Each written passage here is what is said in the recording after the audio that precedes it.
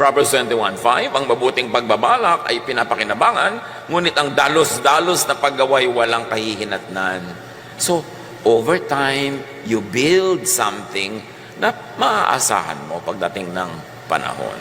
Nang ibig sabihin lang naman mga kapatid, magsikap.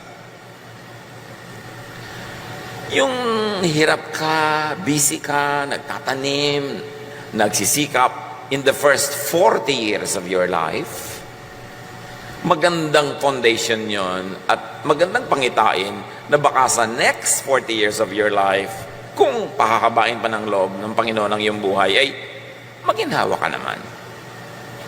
Pero pag inuna mo saya, inuna mo ang sarap, estudyante ka, puro ka absent, nagtatrabaho ka, puro ka lakwatsa, puro ka gastos, millennial ka, ang pera mo nasa gadget lahat, na every 2 weeks may bago, palit ka ng palit, wala kang savings, anong inaantay mong kinabukasan?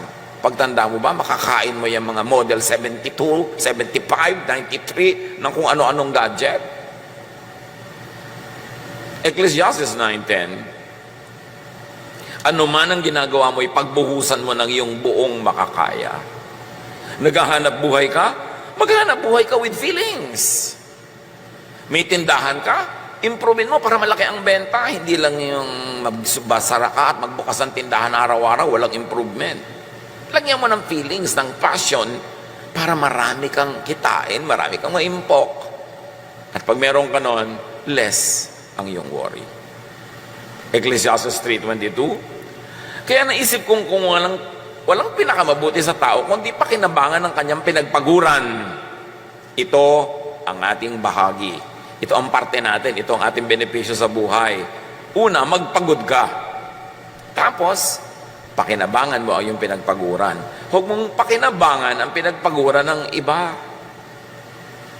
Ganun, magpunter ka. Proverbs 10:4, ang kamay na tamad ay tiyak na magdarahop, ngunit magbubunto ng yaman ang kamay na masinop.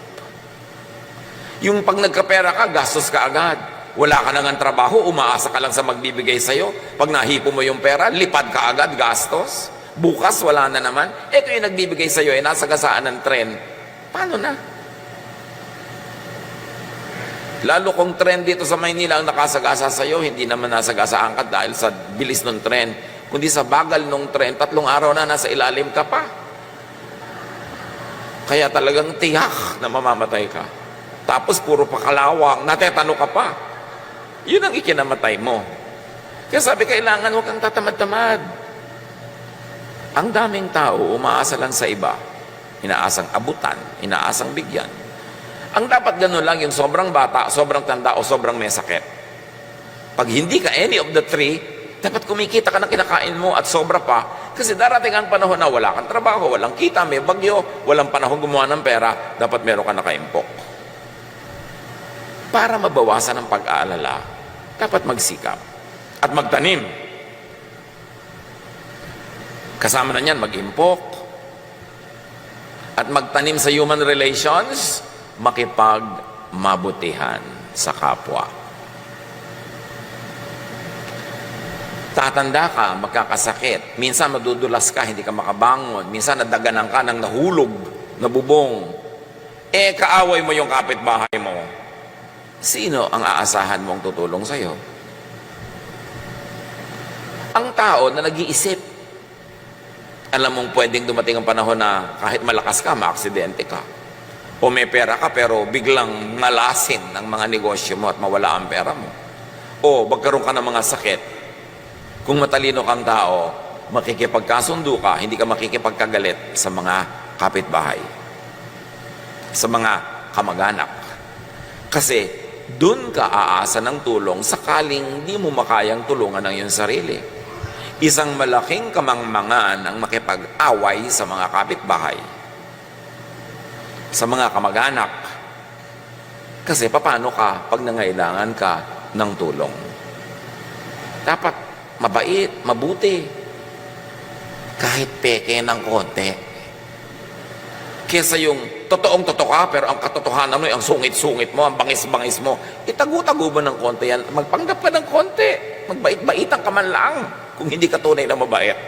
Para naman hindi gagawa ng masama ng kapitbahay, kundi baka gawan ka pa ng mabuti. If we come to terms with our mortality, with our weaknesses, with our limitations, we will be wise enough to invest in human relations. Kasi kahit may pera ka sa bangko, kung na-paralyze ka bigla, hindi ka makaka-withdraw.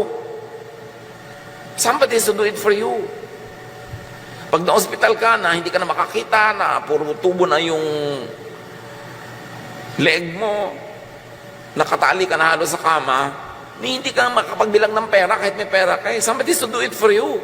Kailangan meron ka mga tao sa paligid mo na pinakikisamahan, pinakikitunguhan ng mabuti, at ipasa Diyos mo na gagawin ka nila ng mabuti sa panahon na pangangailangan mo.